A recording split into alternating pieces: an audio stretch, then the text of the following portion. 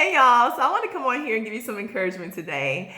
I want to talk about making room, okay?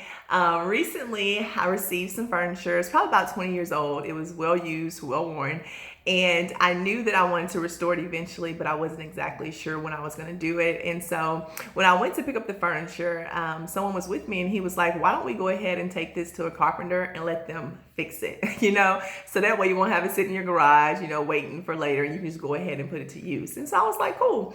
So we were headed to drop off the furniture, and he said to me, once you get this furniture restored, you're going to have to make room for it. And I was like, what you mean? He was like, you're going to have to make room in your house to store this new furniture. He said, you're not going to be able to put it in your garage like you initially thought. And since he's redoing most of the furniture, you're going to have to put it to use. And so you need to make room for it.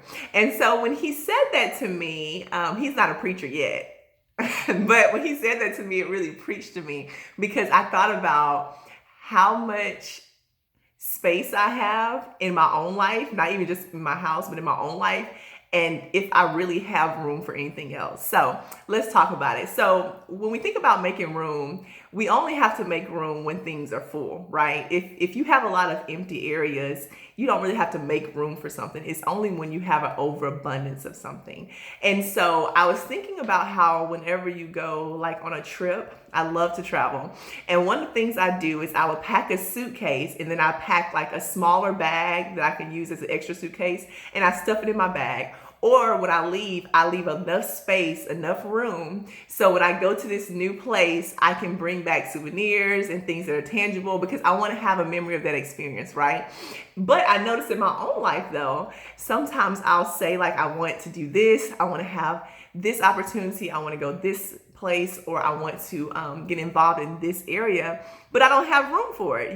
My days are full, my evenings are full, and then I don't have the emotional capacity to deal with something extra. And so when I thought about making room, I thought about the importance of, in my own life, creating a space for it. So I want to ask you, what do you do with dead space? Like, what do you do with dead space? There are two types of people, right?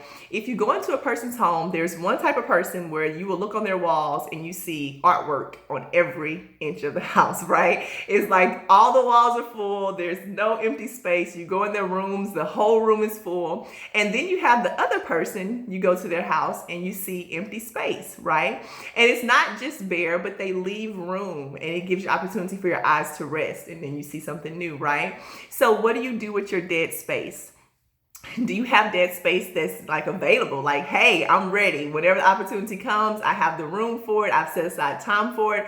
Or do you have dead space that's just full of insecurity, of doubt, of overspending, of overeating? Because the thing about it is like, if you're trying to create room and make room to get a new home, right, then you have to have space and room in your finances to accommodate, a higher mortgage payment or a bigger down payment, or whatever the case may be, right? If you want to get involved in a civic organization, then you have to make room in your schedule for that. So I want to encourage you to just make time for it, and so make room. Well, I should say make time to make room in your life for whatever is new.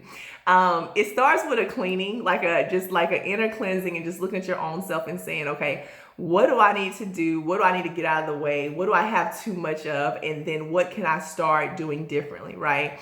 And so, of course, I want to encourage you to make room for God, because I love the Lord, but make room for Him, because God often wants us to do something new, and He wants to do something fresh in us.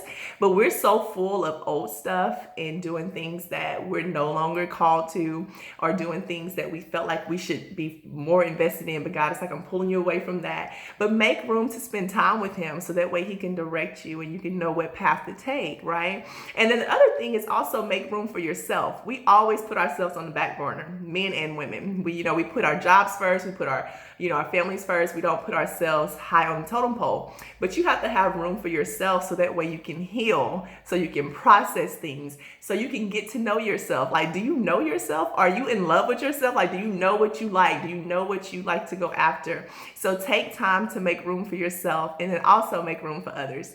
People need you. Your family needs you, of course. And so make room for stuff that you love. Oftentimes we make room for the who, the what, and the where. share, who we want, where we want to be, and what we want to be doing right. But make room just to experience something new. And I just want to encourage you, because it encouraged me when he said that to me. And I really came home and I literally made room. But I also did an inventory of my own self, and I made room in my life for whatever God has next. So have a great day. Be encouraged. Be blessed. Bye.